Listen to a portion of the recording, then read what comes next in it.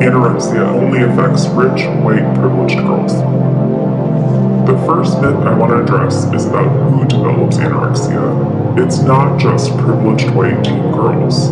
Anorexia affects people of all backgrounds, although not all are diagnosed at the same rate or have equal access to treatment. A recent study found that a third of cases occur in those who identify as male. Boys are not immune to the psychological, environmental, and social pressures that often result in anorexia, although the focus may be on building muscle and getting lean. Youth of color, especially Black youth, are less likely to receive care for an eating disorder. Stereotypes can be dangerous, and in this case, misconceptions about who gets anorexia leads to those who don't fit the mold being less likely to be diagnosed and get appropriate treatment.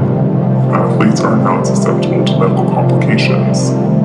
My heart rate is very low, but I'm an athlete. I heard that just means I'm healthy. The heart is a muscle and can undergo healthy changes in response to exercise, becoming stronger and more efficient with each beat.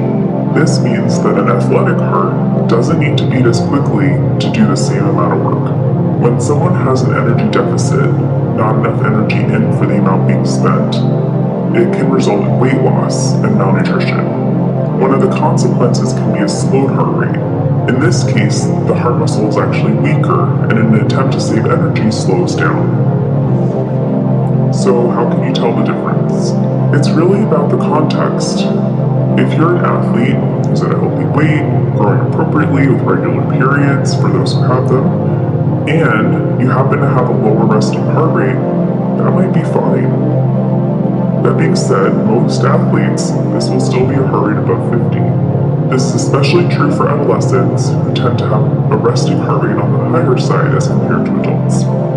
In contrast, if there's a low heart rate along with weight loss, this should be a red flag and trigger a checkup with your healthcare provider to get a better sense of what's going on. Myth 3, missing periods is normal. I'm missing periods, but everybody misses periods sometimes.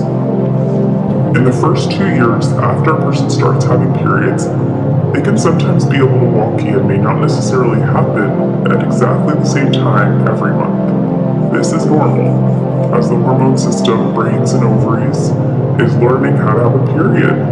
That being said, having long gaps between periods, more than 3 months in between, can also set girls up for having irregular/heavy bleeding and would warrant a check-in with your healthcare provider. Over time, though, cycles should become more regular. And once someone starts having regular monthly periods, they should stay regular. There'll obviously be some small variations month to month. But if someone misses periods for multiple months in a row after they've established regular periods, it should be a flag that something's wrong with the system. While there can be many reasons for irregular/missing periods, this is something that happens pretty frequently in girls with anorexia.